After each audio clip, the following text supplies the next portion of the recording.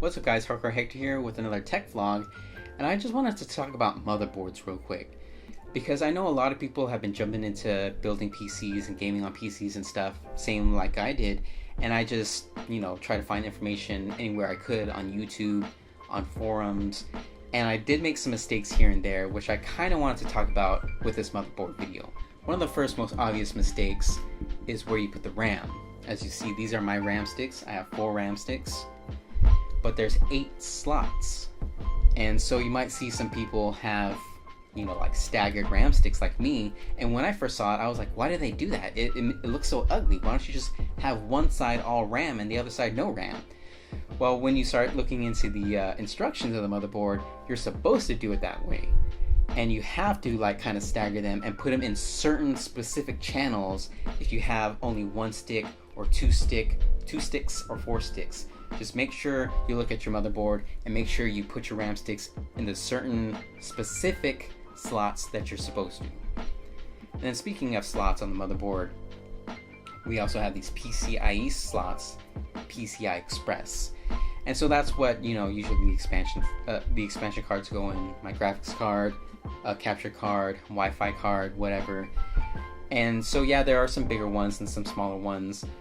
The bigger graphics cards that have, or the bigger expansion cards that have the wider slots like this will need the bigger expansion cards, because if they do use a expansion card that doesn't have the same bandwidth, then it will bottleneck your graphics card or whatever you're using, and you'll basically just be wasting money because you spent hundreds and hundreds of dollars on a top-end GPU, but it's only doing half the efficiency or half the output because you didn't put it in the right PCIe slot, or you put it in a smaller PCIe slot.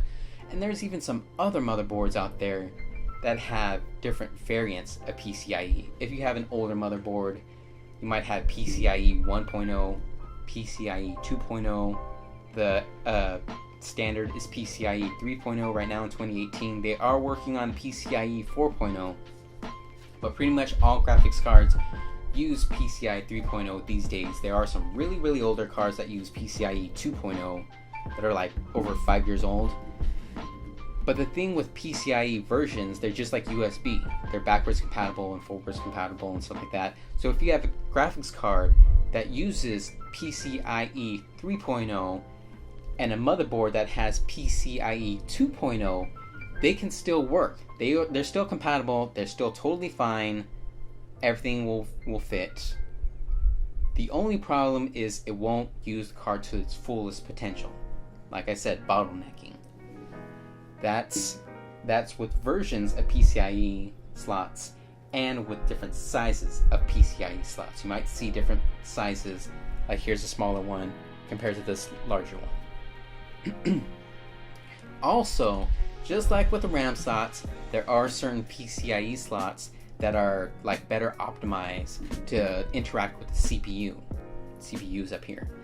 So if you have just one expansion slot or expansion card, graphics card, whatever, they usually recommend to put it at the very top, even if it looks aesthetically pleasing to put it at the bottom or in the middle. Always put it at the top, because that's pretty much the main expansion slot. And then after that, they usually say use the second slot down, the second bigger slot down, not the second slot overall, because that's usually the smaller one. And it usually says to stagger them also. Again, check your manual for your motherboard to make sure. And then of course we have power, fan connectors. Over here is where you usually connect your storage, hard drive, solid state drive, connect it to the motherboard right there. But of course you're going to have power to the hard drives and solid state drives themselves. And then usually when you have front I/O inputs and outputs with the USB and the buttons and all that stuff, you have to kind of route the cables around to these plugs down here. Usually at the bottom of the motherboard are the plugs for the I/O and all that stuff. And then also usually when there's USB 3.0 port, usually have to use this connector for the front I/O. And also each motherboard comes with a motherboard shield. Most people forget to put this on before they put the entire motherboard in their computer, and then they build the entire computer and then they're like, oh no, I forgot my motherboard shield, our input output I/O shield, and now I have to take everything off, to stick that little thing in and then pop the entire motherboard and the entire build back in. So don't forget to put that shield on. And there are a bunch of other features depending on the motherboard. My particular motherboard was MSI, I guess, Gaming Pro Carbon X99 or whatever. The letter and the numbers usually relate to the chipset, which relates to the CPU, and the CPU socket on the motherboard has to be the specific CPU socket for the processor. So the processor and the motherboard has to have the exact same socket to make sure they connect right here. So always remember that part. But anyways, I have the MSI Gaming Pro Carbon X99 motherboard. And with my motherboard, it had some RGB lights standard in it, like right here, right here, right here, and down here.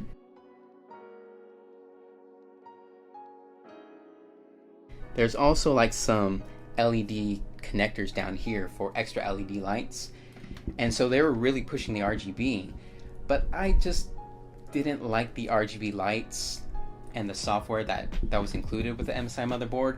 So I just got my own RGB strip from Cable Mods, and I feel like this RGB is a lot more uniform, I guess. I don't know, I just like it better. I like the different options better with this RGB light compared to the RGB on the motherboard and the software. And another common feature in motherboards today is this little LED indicator up here that usually shows two numbers. So the two numbers will usually indicate some certain code. If your computer's not working, your motherboard's not working, whatever, it'll do the code, and then you can just look up the code and it's like, oh, this is what's wrong, this is why my computer's not working.